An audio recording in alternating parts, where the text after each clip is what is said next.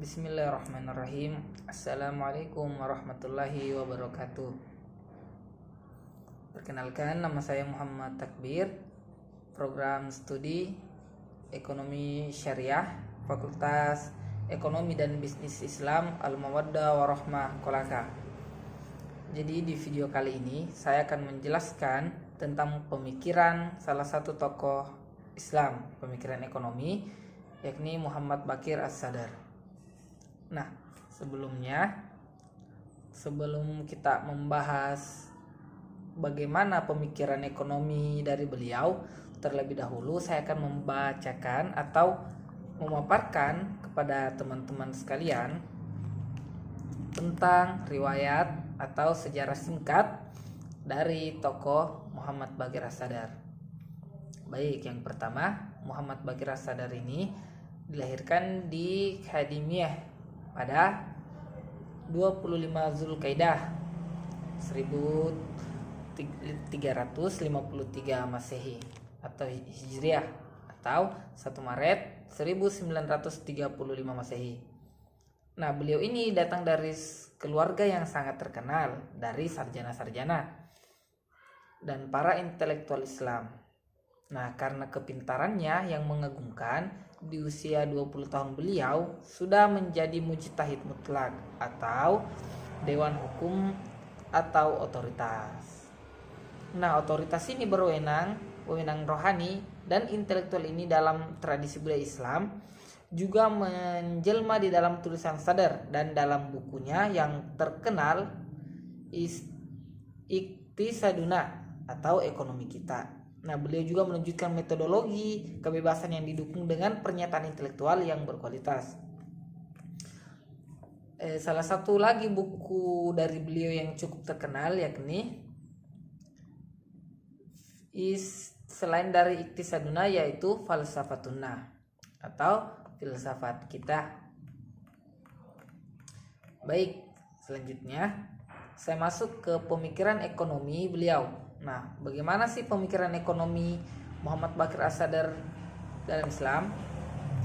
Oke, pemikiran beliau meliputi beberapa hal. Yang pertama, definisi dari ilmu ekonomi Islam yang menyangkut usaha penemuan doktrin ekonomi Islam.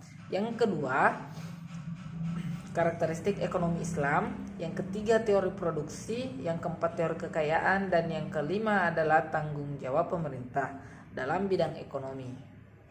Nah, untuk yang pertama, definisi ekonomi Islam atau usaha penemuan doktrin ekonomi Islam. Nah, ekonomi Islam di sini adalah suatu doktrin. Mengapa? Karena itu berhubungan dengan setiap ketentuan dasar dari tujuan ekonomi yang berhubungan dengan ideologi keadilan sosial. Nah, referensi integritas atau ukuran dari suatu teori ekonomi yaitu aktivitas dan hasil-hasilnya yang dapat dievaluasi. Nah, begitupun juga dengan sistem ekonomi Islam itu. Nah, juga digolongkan sebagai suatu doktrin. Nah, mengapa beliau berpendapat begitu? Mempunyai kaitan dengan apa-apa yang didasarkan pada kepercayaan. Nah, beliau juga, menurut pendapat beliau, konsep-konsep dan definisi yang diperoleh dari sumber hukum Islam. Nah, sekarang menurut beliau, ekonomi Islam itu adalah cara atau jalan yang dipilih oleh umat Islam untuk dijalani dalam rangka mencapai kehidupan perekonomiannya dan dalam memecahkan masalah ekonomi praktik dengan konsepnya tentang keadilan. Oke, itu untuk yang pertama.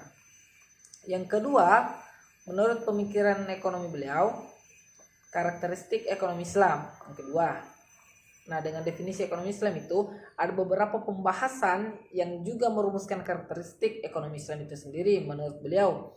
Nah, dalam pandangan beliau, ekonomi Islam sini memiliki konsep kepemilikan yang dikatakan sebagai kepemilikan multijenis. Nah, maksudnya adalah bentuk kepemilikan tersebut dirumuskan dalam dua kelompok. Nah, yang menjadi swasta atau private dan kepentingan bersama yang terbagi menjadi dua bentuk lagi, yakni kepemilikan publik dan kepemilikan negara.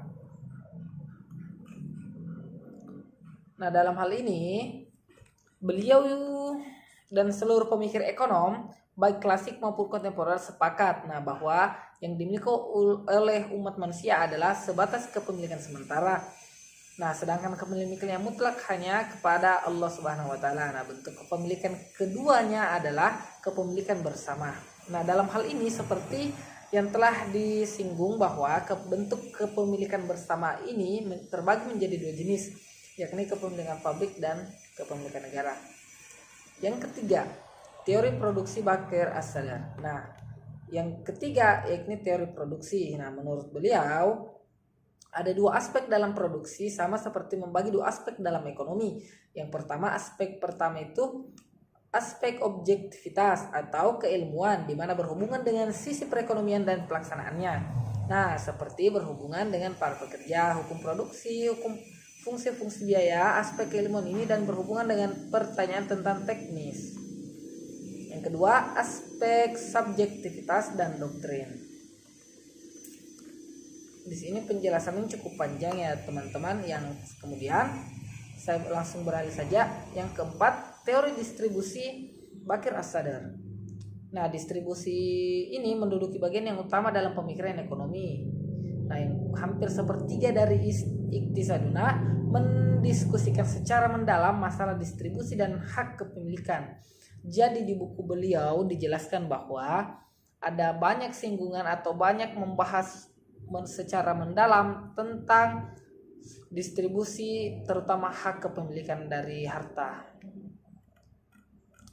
Selanjutnya yang kelima, tanggung jawab pemerintah dalam ekonomi. Di sini tanggung jawab pemerintah menurut beliau, fungsi pemerintah dalam bidang ekonomi terdapat beberapa tanggung jawab. Tanggung jawab atau fungsi pemerintah di sini antara lain penyediaan atau akan terlaksananya jaminan sosial dalam masyarakat. Yang kedua, berkenan dengan tercapainya keseimbangan sosial, dan ketiga itu terkait tentang adanya investasi pemerintah dalam bidang ekonomi. Mungkin video dari saya cukup sekian, dan bagi teman-teman mahasiswa atau calon mahasiswa yang bingung ingin kuliah di mana, ayo kuliah di kampus Al-Mawaddah Warahmah Kolaka. Di sana ada beberapa fakultas dan jurusan, dan juga ada jurusan baru atau fakultas baru, Fakultas Sains dan Teknologi. Di sana teman-teman bisa belajar pelajaran mata kuliah secara umum dan terlebih khusus yang bernuansa Islami. Sekian dari saya. Assalamualaikum warahmatullahi wabarakatuh.